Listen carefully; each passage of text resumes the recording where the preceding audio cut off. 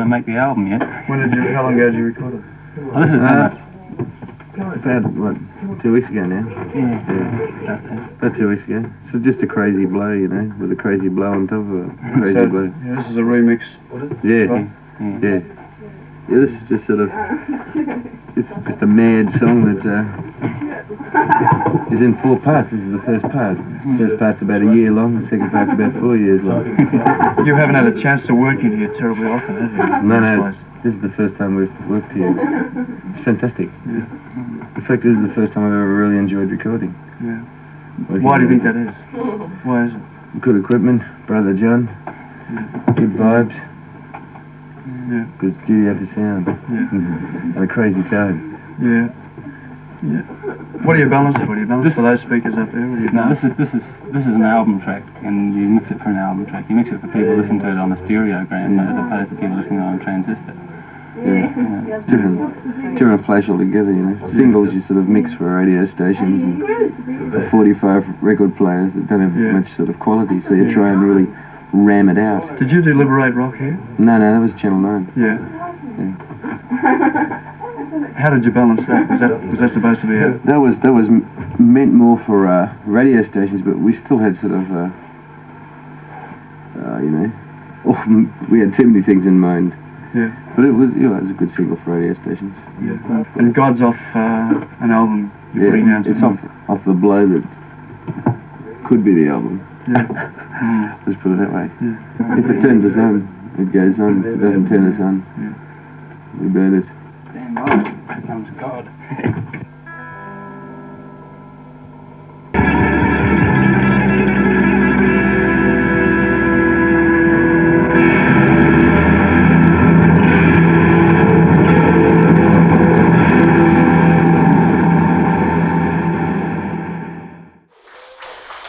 Welcome to Wrokdown. I'm Wendy Stapleton.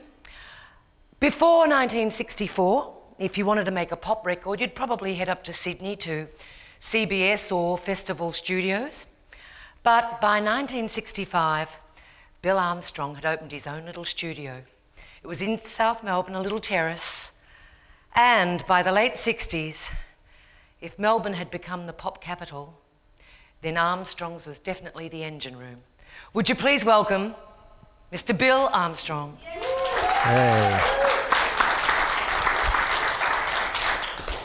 How are you, Bill? Okay, good. Come and take a seat. Okay, thank you. Well, thank you for coming here today. Like, I know that only a couple of weeks ago you celebrated your birthday.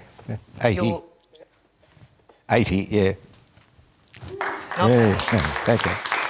With a big bash, and of course, needless to say, hundreds of people turned out to honour you on your birthday because, in actual fact, I believe yourself and a couple of other people are the pioneers of pop music in Australia. That's the way it looks. When you look back, that's what seems to have happened.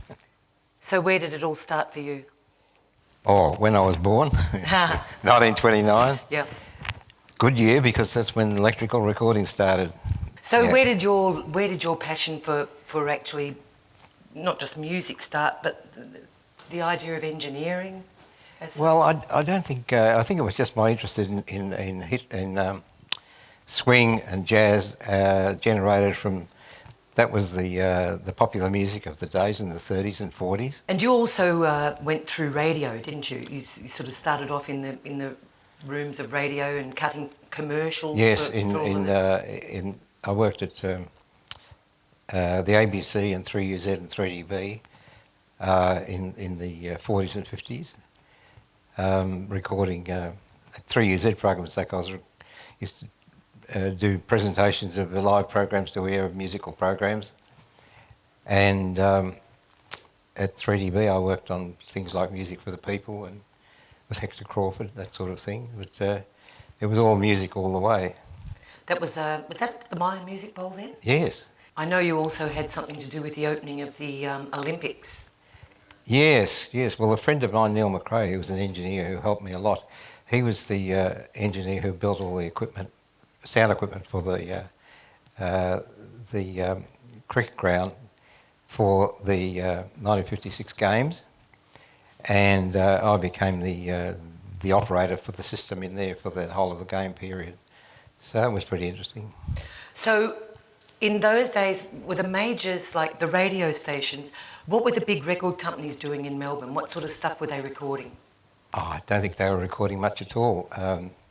The major companies were principally recording in Sydney, although you're talking about 1956. And at that time when we did the Bowl, I was actually working at W&G Records with Ron Tudor, and Ron had started recording people like Ernie Sigley and so that was a first? Yes, so they were breaking into recording things locally, particularly in Melbourne, and releasing them. But things didn't, until about, I think when I moved from W&D to Telefilm Studios in St Kilda, which had a big studio and quite more up-to-date equipment. One of the first things I did was Normie Rose Ain't Necessarily So, with Pat Alt as a producer. And that was at Telefilm? Telefilm Studios in 88 Ackland Street, St Kilda. Slowly, the rock and roll scene developed.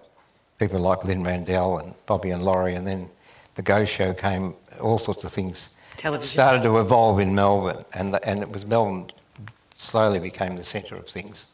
And I left Telefilm in 1965 and opened up my own studio. A little terrace. 100 Albert Road in South Melbourne, and that was just a funny little terrace house.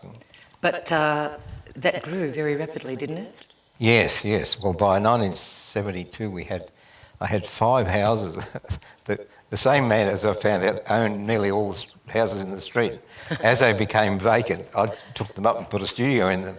So we ended up with 5 studios all along the street. And it was quite funny because you'd find in one studio that we'd make some coffee and people would be walking up and down the street, Farnham or Cad or somewhere, you'd be walking up the street with coffee going between studios. Between the two places? Yeah, it's quite funny. And of course, what we're going to do when we come back after this short break is, I'm really excited about this. We have what's it called? A wire recorder. Recorder. And we're going to record.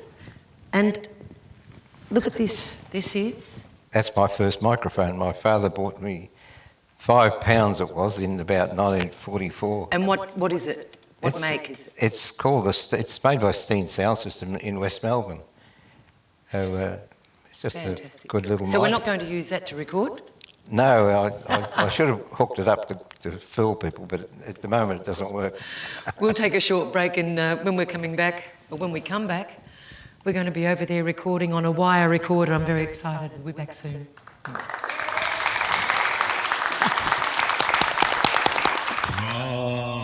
Wrokdown. Welcome back to Wrokdown. My guest this evening is the legendary Bill Armstrong. Bill, I'm holding what earlier on people would call their own record. Is that right? Yeah, well, it's an original recording on a wire, and on this bobbin there's 1.5 miles of stainless steel wire, 1,000th of an inch in diameter, and you can record on it and play it back, and in a minute I'm going to record you. Well, you know what I just noticed when we pulled that out? Now, I don't know whether this is just my bad eyes or anything, but that looks like WS to me. Yes, W3. Wendy Stapleton. Oh, it'll do. I'll believe you. So, what years were you using this? When did they start using it? 1949. 1949 until... About 1952 when tape came. When tape came in. Yes. So, okay, this is the wire. Yes. And what is it? It just looks like... It's stainless steel wire. It's 1,000th of an inch in diameter, and there's 1.5 miles of that wire on this little bobbin. 1.5 miles. And it runs for an hour.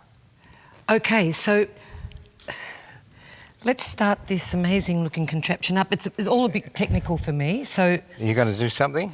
Well, I am. I thought of a song especially for you. Do you need me to check it? Or No, you can just go ahead right now. You're on. This is for you. Bill, I love you so, I always will. I look at you and see the passion eyes of me. Okay. I think that's enough. I have you. I just thought I'd get the Bill bit in, you know, so that...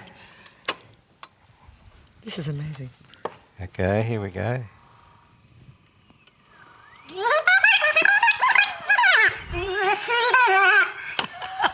I've never sounded so I good. love you so, I always will. I look at you and see the passion I got made. Unbelievable. Unbelievable. And so what, did you have to go through any other process, like, to clean it up, or that was it? That was it. In those days, there was no EQ or anything you could do with it other than just what you got. You cut it onto a disc, and that's the way it was then played from there on. See, I'm not even going to go into questions because I still don't get television.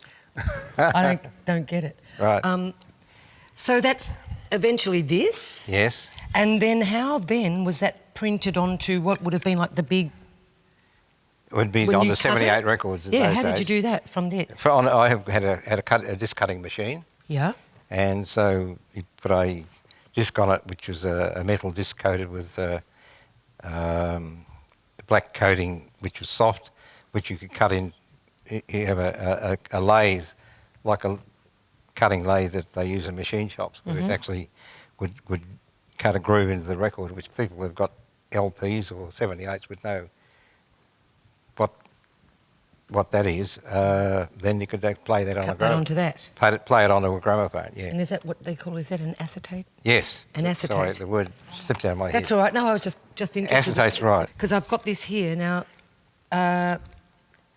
Oh, they're all jazz people that I recorded over the years. Over the years. Bob Bernard and the Onions and Cleo Lane and John Smacker Dankworth. Fitzgibbon. Smacker very early on. Roger Bell. Yeah. So I think actually while we're talking, we're probably going to be hearing a little bit of this Yes. in the back. So Well, if they play a little bit of Black and White Rag, which was recorded in 1950 on this actual machine in Melbourne Town Hall with Graham Bell. this machine. Yes. Fantastic. So that's what we'll play, Black and White Rag.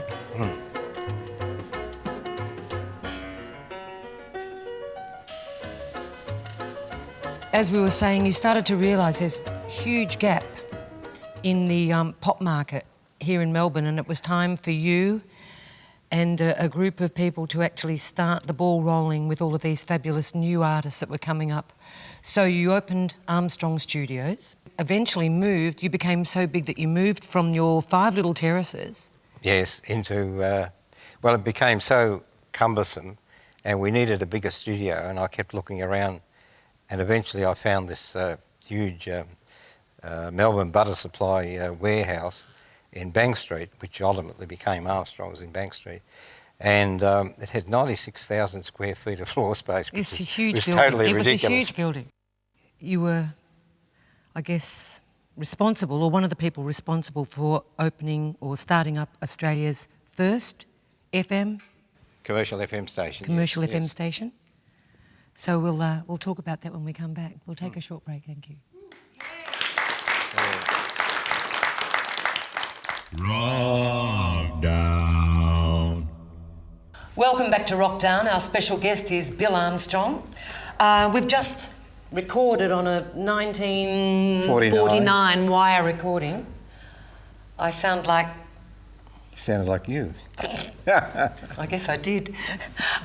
Look, apart from all of the stuff that we've gone through with the recording, in the 70s, you were instrumental in starting up, along with some other people, our very, very first FM radio station. Yes. Eon. Eon FM. Tell us about that. Well, it generated from the middle of 1979. The government called for licence applications for 2 FM licences in Melbourne, and ultimately my lot got one and Ron Tudor's lot got the other. So we were Eon and he was Fox. But my consortium was consisted of Bill Conn, who's the chairman and finance director, and he's also married to my niece, which helped. But the basic thing was I got the radio side of it together, and the technical side, he got the money together, because you needed to couple of $1 million to get something like this rolling, and that was his job, and my job was to get all the other people together. So he on my side of it, there was Glenn Wheatley, Paul Dainty, Barry Humphries, Smacker Fitzgibbon, lots of people like that. And became investors. And on the other side, there were the Herald Weekly Times were partners in it, because in those days it was important that you had to have a transmitter site, and we were guaranteed a space on the Channel 7 tower. Oh, I see. And also there was a possibility of them helping us with the news service. So that was the reason of having everybody in there, and the all of the people in our team were actually doing something in the building of the station. Unlike most of the other applicants were corporations which employed other people to do the job, whereas in our case, all of the people involved just about were from the industry. Yes. You were also smart enough to try and get the best programmers, and Well, Lee Simon. Lee Simon was at 3XY, and he. Well, I'm not sure how it happened, but he applied for the job of music director, which he was appointed for that, and I was on the committee that heard his application, and it was absolutely brilliant application, and he got the job, and he's still there. Yes, he is still there. And Bill Pennell? Billy Pennell, he was a music programmer at 3KZ, and I rang him up one day and said, Bill, would you like to come and work for us? And he called me Mr. Armstrong. I said, "Oh, that's my dad." So now look, I've got to get onto this, because the thing is that you may have had your 80th birthday. I don't know many people who still do as much as you do, but these days, apart from several other projects that you've got going, can you tell us what you do with these wonderful discs? I know this is a project that you do for Barry Humphries. Yes. Can you explain what you do? I think Barry chooses the songs and you clean them all up. And It started off with we're not far apart in age, and we grew up listening to the British dance bands and all that sort of stuff, and the lovely songs of the the Gershwins and Berlin and things like that, and there were so many very good recordings that were issued on 78 records, which were when you played them, there's the surface noise, and but with the advent of digital technology, there's a company in England called Cedar who developed a way of removing the surface noise without removing the music. So we could use this technology to breathe new life into these old recordings of the music that we grew up with, and in the case of Barry and myself. And some of the sounds were so much masked by the surface noise that when you could remove the surface noise, you could actually start to hear how beautiful the recordings were, and also things like brushes on drums and things like that. You could start to hear things that were masked by the surface noise. And Bill, I can't thank you enough for coming on the show today. Thank you. And I don't know, what are we going to do with the recording? I'll put it on a CD for you. Thank you, I'd love that. I'd love that, thank you so much. Would you give Bill a great big round of applause? Thank you. Bill Armstrong. And we'd like to thank you all for coming in to Wrokdown. Tonight we're going to take you out with one of your friends, Keith Podker. All right. From The Seekers. He's got a new record out. Yes. And this song is Good Friends. Good night.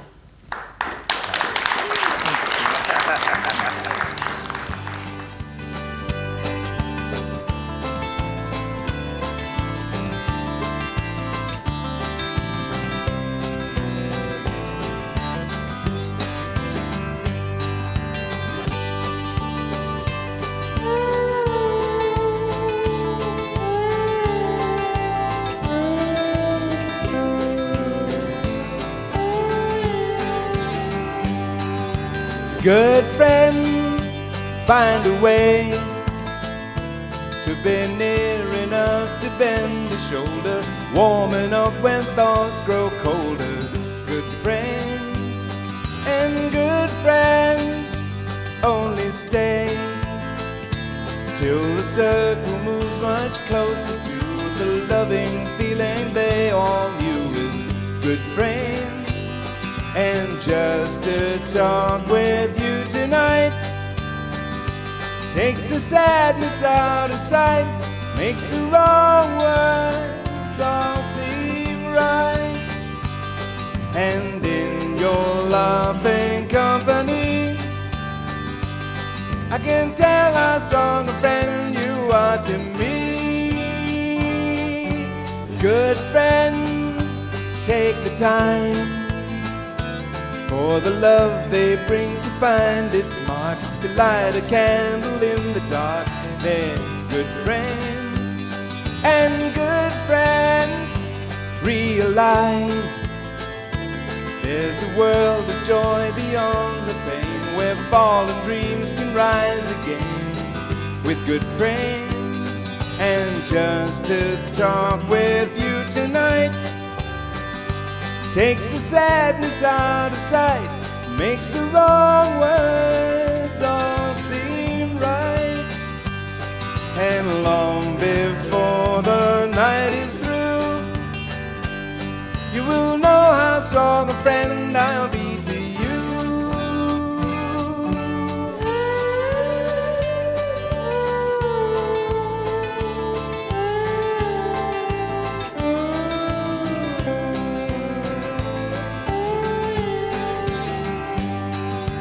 Good friends find a way to be near enough to bend a shoulder, warm enough when thoughts grow colder. Good friends and good friends realize there's a world of joy beyond the pain, where fallen dreams can rise again. With good friends